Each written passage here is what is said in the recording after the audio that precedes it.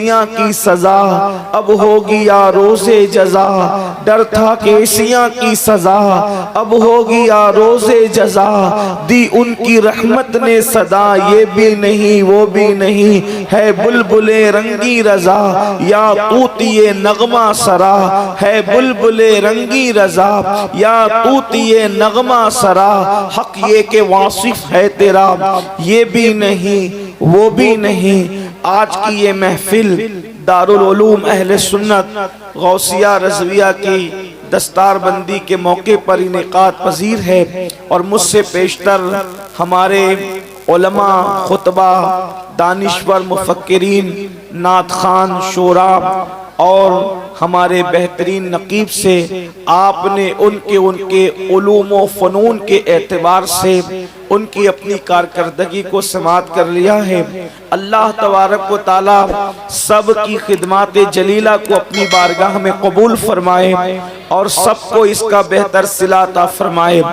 اب سب بڑے بڑوں کے بعد ایک بہت چھوٹے گرے پڑے کی باری ہے، اور تھوڑا سا دل کا درد لے کر آپ کے درمیان فقیر قادری حاضر ہے۔ اسی مناسبت سے قرآن مقدس کی آیہ کریمہ کے ایک حصے کی تلاوت کرنے کا شرف حاصل کیا ہے۔ اللہ تبارک و تعالی اس کے متعلق مجھے حق کہنے اور آپ تمامی خواتین و حضرات کو حق سن کر اس پر عمل کرنے اور اسے عام کرنے کی توفیق عطا فرمائے۔ اس وقت ہر جلسے میں، ہر کانفرنس میں، ہر محفل میں، چاہے وہ جنازے کے موقع پر لوگ جمع ہو جائیں، چاہے وہ شادی کے موقع پر لوگ جمع ہو جائیں، یعنی 4-6 لوگ اگر شریف النفس کہیں جمع ہوتے ہیں تو وہاں پر ایک ہی بات ہوتی ہے کہ اللہ اکبر، پوری دنیا کے اندر گناہوں کی ایسی گندگی پھیل چکی ہے، پوری دنیا کے اندر گناہوں کا ایسا طوفان ہے، پوری دنیا کے اندر نئی نسل کیا بلکہ اب تو پرانے لوگ بھی، بلکہ بڑے بوڑھے بھی گناہوں کے دلدل میں پھنستے چلے جا رہے ہیں، گناہوں کے دلدل میں دھستے چلے جا رہے ہیں۔ اللہ اکبر، گناہ میں صرف مرد نہیں بلکہ عورتیں بھی ملوث نظر آ رہی ہے۔ اللہ اکبر، اب حالات یہ ہو چکے ہیں کہ دامن دل کو گناہ سے بچانا انتہائی مشکل ہو چکا ہے۔ اللہ اللہ، کل مفکرین ہمارے جلسوں میں کہتے تھے کہ گناہ ہمارے دروازوں پہ دستک دے رہے ہیں، لیکن اگر آج کا کوئی مفکر یہ کہے کہ گناہ ہمارے دروازوں پہ دستک دے رہے ہیں تو یہ بات مانی نہیں جائے گی، اس لیے کہ کل دستک دے رہے تھے دروازوں پر، اب تو گناہ ہمارے گھروں کے اندر داخل ہو چکے ہیں، اب تو گناہ ہمارے شبستانوں میں داخل ہو چکے ہیں، اب تو گناہ ہمارے دبستانوں میں داخل ہو چکے ہیں، اب تو ہم گناہ ڈائننگ روم سے لے کر کچن روم تک، بیڈ روم تک گناہ داخل ہو چکے ہیں۔ پہلے لوگ گھر کے باہر نکلتے تھے تو گناہ کرتے تھے، اب تو گھر خود گناہوں کا اڈا بن چکا ہے۔ ہاں ہاں، اللہ اکبر، شریفوں کے گھر میں بھی زنا کی نحوست ہے، دینداروں کے گھر میں بھی زنا کی نحوست ہے۔ آپ کہیں گے وہ کیسے؟ میں کہتا ہوں جو زنا کرتے ہیں وہ تو کرتے ہی ہیں، وہ تو گندگی میں ڈوبے ہی ہیں، لیکن اللہ اللہ، جن کے دامن شرافت کی دنیا قسمیں کھانے کی بات کرتی ہے ان کے گھروں میں بھی فلموں کی شکل میں زنا ہے۔ اللہ اکبر، سیریلوں کی شکل میں زنا دیکھا اور دکھایا جا رہا ہے، اگرچہ کر نہیں رہے ہیں لیکن دیکھنے میں تو ملوث ہیں۔ اور کہنے والوں نے کہا ہے کہ زنا جتنا کرنا برا ہے اتنا ہی دیکھنا برا بھی ہے۔ اللہ اکبر، اس طریقے سے شراب کی بوتلیں گھروں کی فریج میں رکھی ہوئی ہے، جوا عام ہو رہا ہے، گھروں کے نرم نرم گدوں پہ لیٹ کر کے جنگلی رمی کے نام پر اور دیگر ناموں پر لوگ جوا کھیل رہے ہیں، راتوں رات کروڑ پتی بننے کے چکر میں لوگ جوا کھیل رہے ہیں۔ اللہ اکبر، گویا کہ قیامت کی جن نشانیوں کا تذکرہ اللہ کے حبیب غیب دا نبی صلی اللہ علیہ وسلم نے فرمایا تھا، آج وہ سب کچھ ہم اپنی نگاہوں سے دیکھ رہے ہیں۔ مثال کے طور طور پر فرمایا تھا عورتیں کپڑے پہن کر بھی ننگی رہے گی. دیکھنے والے دیکھ سکتے ہیں, مشاہدہ کرنے والے کر سکتے ہیں. جس وقت میرے آقا نے فرمایا عورتیں کپڑے پہن کر ننگی رہے گی, صحابہ کو حیرت ہوئی تھی, یا رسول اللہ ہمارے ماں باپ آپ پہ قربان, کوئی کپڑے پہن کر ننگا کیسے رہ سکتا ہے؟ تو میرے آقا علیہ الصلوۃ والتسلیم نے فرمایا تھا کپڑے اتنے باریک پتلے پتلے تنگ اور چست پہنے جائیں گے کہ اللہ اکبر, کپڑے پہننے کے بعد بھی بدن نظر آئے گا. اللہ اللہ, آپ دیکھیں اللہ اکبر, آج قوم کی بیٹی جب دکان پر کپڑا خریدنے جاتی ہے تو یہ کہتی ہے فلاں اداکارہ نے فلاں سیریل کے اندر جو کپڑے پہنے تھے ذرا وہ کپڑے نکال کر کے دکھاؤ. اللہ اکبر, قوم کی بیٹیوں کو سیدہ فاطمہ کے لباس سے دلچسپی نہ رہی بلکہ قوم کی بیٹیوں کو اب سیریل کی اداکارہ کے لباس سے دلچسپی ہے. اللہ اکبر, فرمایا تھا میرے آقا صلی اللہ علیہ وآلہ وسلم نے کہ اللہ اکبر, گھر گھر زناکاری عام ہو جائے گی, گھر گھر میوزک عام ہو جائے گی, گھر گھر سے گانے اور غزلوں کی آواز آئے گی. میرے آقا علیہ الصلوۃ والتسلیم نے فرمایا مسجدیں ویران ہوگی. میرے آقا علیہ الصلوۃ والتسلیم نے فرمایا قرآن کو مزین کیا جائے گا لیکن دین کا صرف نام رہ جائے گا. میرے آقا علیہ الصلوۃ والتسلیم نے فرمایا اسی مجمع میں آپ دیکھ سکتے قیامت کی نشانیوں میں سے ایک نشانی, اللہ کے رسول علیہ السلام نے فرمایا لوگ دین سننے کے لیے جمع ہوں گے لیکن لوگ دین پر عمل کرنے کے لیے جمع نہیں ہوں گے. آپ دیکھ لیں لوگ ہزاروں کی تعداد میں جلسے میں آتے ہیں, ہم خوش ہوتے ہیں ہزاروں آ گئے. یاد رکھنا یہ سر سیاسی جلسوں میں گنے جاتے ہیں, مذہبی جلسوں میں سر نہیں بلکہ دل دیکھے جاتے ہیں. واللہ ہمارے کلیجے اس وقت تک ٹھنڈے نہیں ہوں گے جب تک یہ مجمع جو جلسہ سننے آتا ہے, جب یہ فجر کی نماز میں یہی مجمع ہماری مسجدوں میں جب تک نظر رہا ہے اس وقت تک ہمارے کلیجے ٹھنڈے نہیں ہوں گے. دین سننے کے لیے تو آ رہے ہو, دین پر عمل کرنے کے لیے کہا. اللہ اکبر, پتہ چلا گناہ عام ہو رہے ہیں, گناہ کی نحوست عام ہو رہی ہے. اب اس پر کنٹرول کرنے کے لیے ہر شریف النفس انسان سوچتا ہے قوم کو گناہ سے بچایا کیسے جائے. دیکھیے بد نظری عام ہے, بے نمازی پن عام ہے, زنا کے اڈے عام ہے, شراب کے اڈوں پر بھیڑ ہے, جوؤں کے اڈوں پر بھیڑ ہے, عورتوں پر ظلم ہو رہا ہے, بچوں کے حقوق ادا نہیں ہو رہے ہیں, شوہر بیوی کی حق تلفی کر رہا ہے, بیوی شوہر کی حق تلفی کر رہی ہے, یہاں تک کہ شادی شدہ لوگ بھی ایک دوسرے کے ساتھ ناجائز اور حرام تعلقات پیدا کر رہے ہیں. شادی شدہ عورتیں بھی اللہ اکبر سب نہیں لیکن کچھ کسی نہ کسی کا ہاتھ پکڑتی نظر آ رہی ہے. شادی شدہ مرد بھی ناجائز تعلقات قائم کرتے نظر آ رہے ہیں. ان حالات میں ایک شریف النفس انسان سوچتا ہے آخر ان گناہوں کا سد باب کیسے کیا جائے, گناہوں سے کیسے روکا جائے, گناہوں پہ بن کیسے باندھا جائے. تو یاد رکھنا جلدی جلدی اپنی گفتگو کی طرف آنا چاہتا ہوں, اصل عنوان کی طرف آنا چاہتا ہوں. تو کہنے والا کہتا ہے کہ اللہ اکبر, انسان کو گناہ سے روکنے کے لیے ایک ہی چیز ہے اور اسی ایک چیز کے ذریعے سے انسان کو گناہ سے روکا جا سکتا ہے. وہ یہ ہے کہ انسان کے دل میں اللہ کا ڈر پیدا کر دیا جائے, اللہ کا خوف پیدا کر دیا جائے, اللہ کی خشیت پیدا کر دی جائے. یاد رکھنا خدا کا خوف وہ ہے کہ اللہ اکبر, وہ قوم جس نے ماں کی گود میں شراب پینا سیکھا تھا, جب آمنہ کے لال نے اس دل کے اندر اللہ کی خشیت پیدا کی تو وہ شراب کے مٹکے توڑتے نظر آئے تھے. اللہ اکبر, وہ ماحول جس میں جانوروں کے ساتھ زنا کیا جاتا تھا, وہ ماحول جس میں بیٹیوں کو زندہ دفن کیا جاتا تھا, وہ ماحول اللہ اکبر جس میں ماں کی حرمت کو پامال کیا جاتا تھا, جب اس ماحول کے اندر خدا کی خشیت اور اللہ کا خوف پیدا کیا گیا تو اس حالات میں ایسے انقلاب پیدا ہوا, ایسا انقلاب آیا کہ جو نہ تھے خود راہ پر اوروں کے ہادی بن گئے. کیا نظر تھی جس نے مردوں کو مسیحا کر دیا. اللہ اکبر, نمک اور کافور میں فرق نہ کرنے والے آسمان ہدایت کے تارے بن گئے. وجہ کیا تھی؟ خدا کی خشیت, اللہ کا خوف. اللہ دیکھ رہا ہے. اس تصور کے ساتھ اللہ کے رسول علیہ السلام نے لوگوں کو زندگی گزارنے کا شعور عطا فرمایا.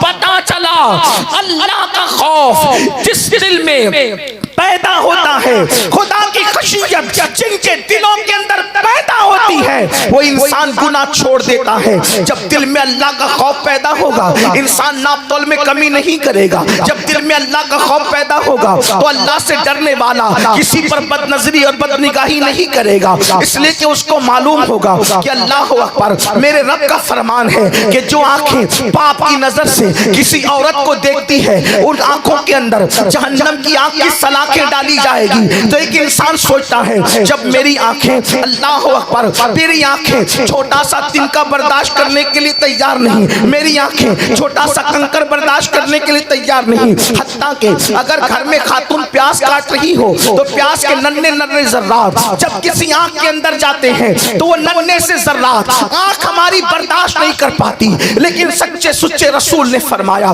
صادق و مصدوق صلی اللہ علیہ وآلہ وسلم نے فرمایا کہ جن مردوں نے دنیا میں عورتوں کو پاپ کی نظر سے دیکھا ہوگا ان کی آنکھوں میں آگ کی سلاخیں ڈالی جائے گی، ان کی آنکھوں میں آگ بھری جائے گی۔ اپنی قوم کے جوانوں سے پوچھنا چاہتا ہوں، اپنی جوانی پر غرور کر کے خدا کے عذاب کو چیلنج کرنے والوں، اپنی جوانی پہ گھمنڈ کر کے خدا کے عذاب کو دعوت دینے والوں، خدا کے غضب کو دعوت دینے والوں، اپنی کمزوری تو دیکھو، ننھا سا تنکا اپنے گھر کا اڑ کر کے اگر آنکھوں میں آئے تو ہماری آنکھ اس کو برداشت نہیں کر سکتی، پیاز کے ننھے ننھے ذرات ہماری آنکھ اس کو برداشت نہیں کر سکتی، وہ پیاز کہ کتنی کھا کے ہضم کر گئے اس کا حساب ہمارے پاس نہیں ہے، اس کا ذرات برداشت نہیں کر سکتی۔ تو دنیا کی آگ سے 70 درجہ زیادہ جو جہنم کی آگ ہے، جب اس کی سلاخیں کسی عورت کو پاپ کی نظر سے دیکھنے کی بنیاد پر آنکھوں میں ڈالی جائے گی، اس وقت ہمارا کیا بنے گا،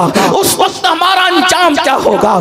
یاد رکھنا اگر یہ بات کوئی مولوی کہہ دیتے تو لوگ کہتے مولوی لوگوں کی تو عادت ہے ڈرانے کی، اگر کوئی سیاسی لیڈر کہتا تو لوگ اس کا مذاق اڑا سکتے تھے، مگر واللہ یہ مولوی نے نہیں بلکہ مولا نے فرمایا ہے، مالک کو مولا نے فرمایا ہے، مالک کے حبیب نے فرمایا ہے، غیب دا نبی نے فرمایا ہے، مصطفیٰ جان رحمت نے فرمایا ہے، اس ذات نے فرمایا جس نے اپنی زبان سے اپنی طبیعت کے مطابق کبھی کلام نہیں کیا بلکہ ان کی شان یہ ہے وما ينطق عن الهوى ان هو الا وحی یوحی، وہ اپنی مرضی سے نہیں بولتے، زبان ان کی ہوتی ہے، کلام خداوند قدوس کا ہوتا ہے۔ اللہ اکبر، وہ رسول فرما رہے ہیں، وہ شفیع المذنبین فرما رہے ہیں، وہ امت کے غمگسار فرما رہے ہیں۔ اللہ اکبر، اب تھوڑا یہاں تصور کرو میرے آقا علیہ الصلوۃ والتسلیم کے دیوانوں، میری قوم کے جوانوں، تھوڑا تصور کرو، تھوڑا غور کرو۔ لوگ کہتے ہیں مسلمان خود غرض ہو گیا، میں کہتا ہوں اللہ کرے مسلمان خود غرض ہو جائے۔ میں کہتا ہوں مسلمان سیلفش تو ہو جائے، کیونکہ خود غرض اس کو کہتے ہیں جو اپنا صرف سوچتا ہے کسی اور کا نہیں سوچتا۔ میں کہتا ہوں یہ اتنے نادان ہے کہ یہ خود غرض بھی نہیں، کیونکہ اگر یہ اپنا سوچتے اپنا تو یہ ضرور سوچتے کہ ہم نماز چھوڑ کر کے جہنم کی آگ میں جلنے جا رہے ہیں، ہم کسی عورت پر پاپ کی نظر ڈال کر اپنی آنکھوں کو عذاب کی دہانے پر لے کر کے جا رہے ہیں۔ ذرا سوچو تو صحیح، اقبال نے کہا تھا اپنے من میں ڈوب کر پاجا سراغ زندگی، اپنے من میں ڈوب کر پاجا سراغ زندگی، تو اگر میرا نہیں بنتا نہ بن، تو اگر میرا نہیں بنتا نہ بن، اپنا تو بن جاؤ نا خود غرض، اپنی آخرت کا سوچنے لگ جاؤ، اس اعتبار سے خود غرض بن جاؤ، اپنی آخرت کی فکر کرنے لگ جاؤ، اس اعتبار سے خود غرض بن جاؤ۔ لیکن میرے قوم کے بھولے پن کا عالم کیا ہے کہ یہ اپنے آپ کی نہ بن سکی، یہ خود غرض بھی نہ ہو سکی۔ کتنی بھولی ہے میری قوم کے جوانوں، تھوڑا تصور کرو، تھوڑا غور کرو۔ آقا کیا فرما رہے ہیں؟ کسی عورت پر پاپ کی نظر ڈالی تو آنکھوں میں آگ کی سلاخیں ڈالی جائے گی۔ اب آپ سے پوچھتا ہوں، یعنی عورت نے دوپٹہ اوڑھ رکھا تھا، عورت نے پورے کپڑے پہن رکھے تھے اور تم نے اس کو پاپ کی نظر سے دیکھا تو آنکھوں میں آگ کی سلاخیں ڈالی جائے گی۔ اور جو ہیروئن کو ننگا ناچتے ہوئے فلموں میں دیکھتے ہیں ان پر عذاب کا عالم کیا ہوگا۔ اللہ اکبر، جو ہیرو اور ہیروئن کا کا زنا دیکھتے ہیں. اللہ اکبر.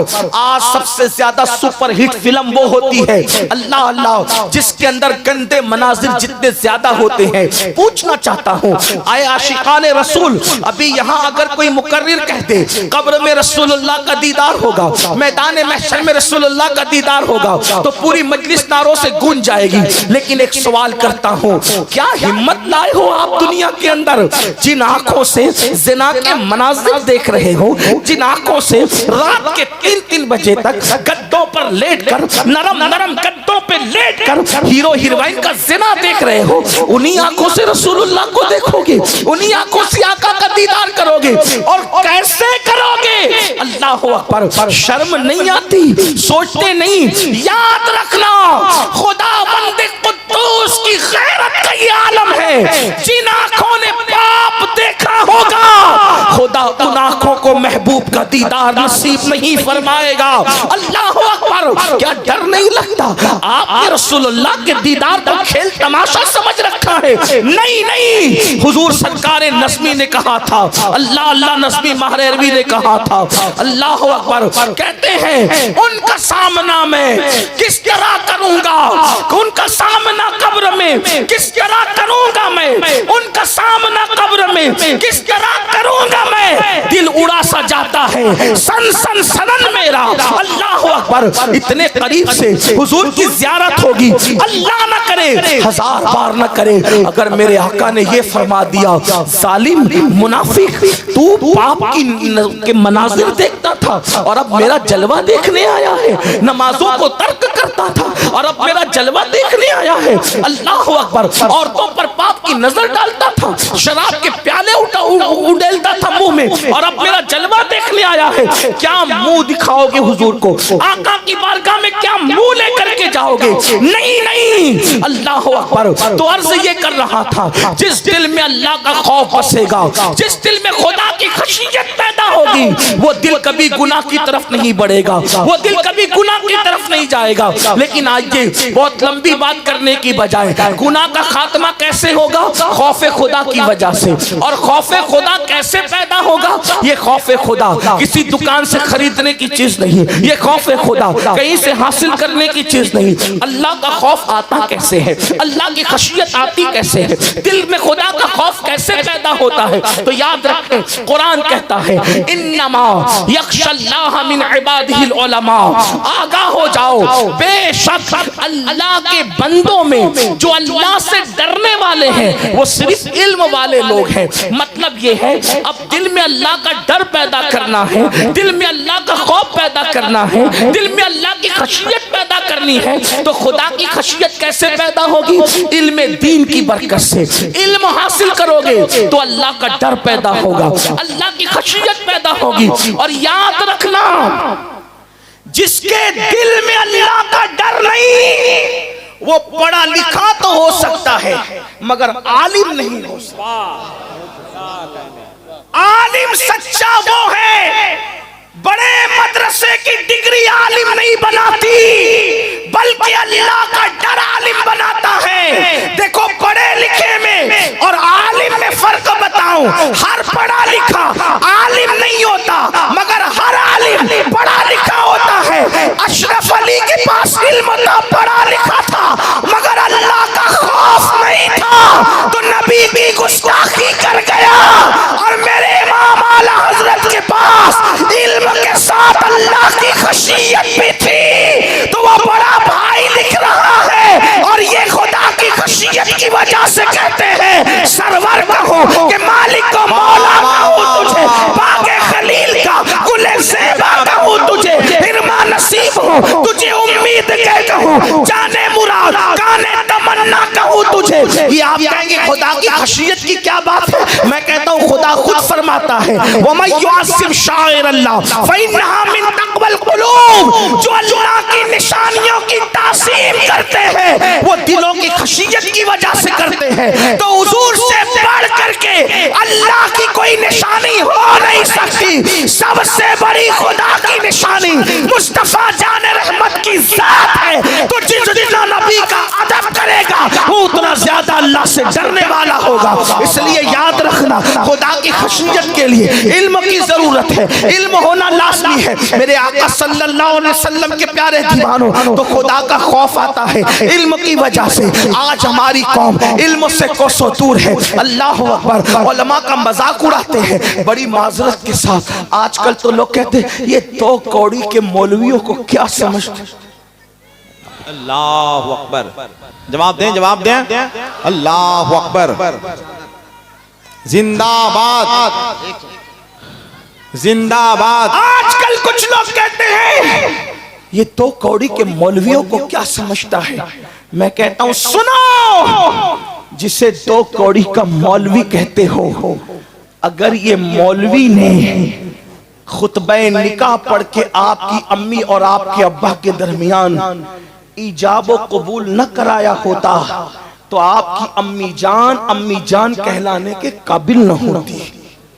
یہ احسان ہے مولویوں کا کہ جو ہمارے ماں باپ کا نکاح پڑھائے وہ مولوی ہے, جو ہمارے کان میں اذان دے وہ مولوی ہے, ہمارے مرنے کے بعد ہماری نماز جنازہ پڑھائے مولوی ہے, اور ہم اس کی بے عزتی کرتے ہیں, ان کی توہین کرتے ہیں, ان کی بے ادبی کرتے ہیں. فرمایا گیا علماء کی توہین کرنے والا, صحیح العقیدہ علماء کی توہین کرنے والا جب مرے گا تو مرتے وقت اس کی زبان پہ کلمہ جاری نہیں ہوگا. یاد رکھو, یہاں تک لکھا گیا ہے فتاوی رضویہ شریف میں امام اہل سنت نے لکھا علماء کے گستاخ کا حال یہ ہے کہ مرتے وقت تو ڈر ہے کہ اس کا خاتمہ کفر پر ہو سکتا ہے. اس لیے اے اللہ کے بندو, علماء کی توہین نہ کرو, علم کی توہین نہ کرو, علم کی طرف آؤ, علم سے کوسوں دور ہو. یاد رکھنا یہ مدارس آج جس کے جلسے میں آئے ہو, اللہ اللہ, یہ مدارس میں سے ایک مدرسہ ہے. جب تک کہ مدارس زندہ ہیں اس وقت تک اپنا دین زندہ ہے. بڑی معذرت کے ساتھ ہمارا حال یہ ہے, ہم لوگ اللہ اکبر شادی پر لاکھوں روپے تو خرچ کرتے ہیں لیکن تعلیم پر لاکھوں روپے خرچ نہیں کرتے. ہمارا حال یہ ہے ہم اپنے پیر کی قبر پر 1 لاکھ کی چادر تو چڑھا سکتے ہیں مگر اتنی رقم ہم مدرسوں میں دینے کا حوصلہ نہیں رکھتے. کچھ لوگ اس کا غلط مفہوم لیتے ہیں, یار مولوی لوگ چادر چڑھانے کے مخالف ہیں. میں نے کہا مولوی چادر چڑھانے کا مخالف نہیں بلکہ مولوی کا نظریہ یہ ہے 1 لاکھ کی چادر کی ضرورت میرے پیر کو بعد وصال نہیں ہے. اس لیے کہ اگر وہ سچا پیر ہے تو اس کی قبر جنت کے باغوں میں سے ایک باغ ہے.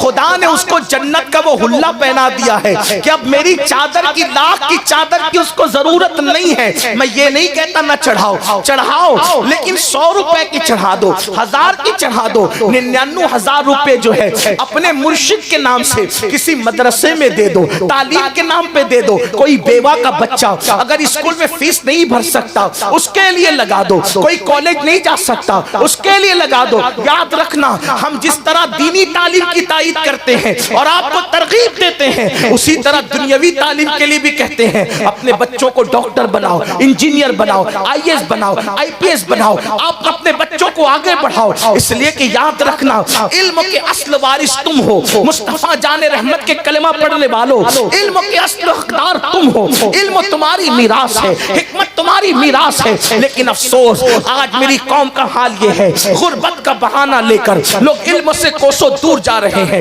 میں اپنی بہنوں کی توجہ چاہتا ہوں. عورتیں بڑی آسانی سے کہہ دیتے ہیں بچے کو 16 سال کا کر دیا اب وہ دلی جا کے مزدوری کرے, اب ہمیں پالے, وہ کلکتہ جا کر مزدوری کرے, اب ہمیں پالے, وہ ممبئی جا کر مزدوری کرے, اب ہمیں پالے. میں عرض یہ کرنا چاہتا ہوں میری بہنوں یاد رکھو اپنے بچے کو تھوڑی سی محنت کر کے پڑھا دو. اپنے بچوں کو, اپنے بھائیوں سے کہتا ہوں تھوڑی سی محنت کر کے پڑھا دو. ہمارے ماہرہ کے سرکاروں نے ایک اعلان کیا تھا اور نعرہ دیا تھا آدھی روٹی کھانا پڑے تو کھاؤ لیکن اپنے بچوں کو پڑھاؤ. میرے آقا صلی اللہ علیہ وسلم کے دیوانوں صرف 10 سال اگر ہم اپنے بچے پر تعلیم کے حوالے سے محنت کرتے ہیں, چاہے مدرسے کی تعلیم ہو چاہے اسکول کی تعلیم ہو, اور آپ سے سے کہتا ہوں اگر اسکول کالج کی تعلیم دلاؤ تو دین کی تعلیم ساتھ میں ضرور دلانا.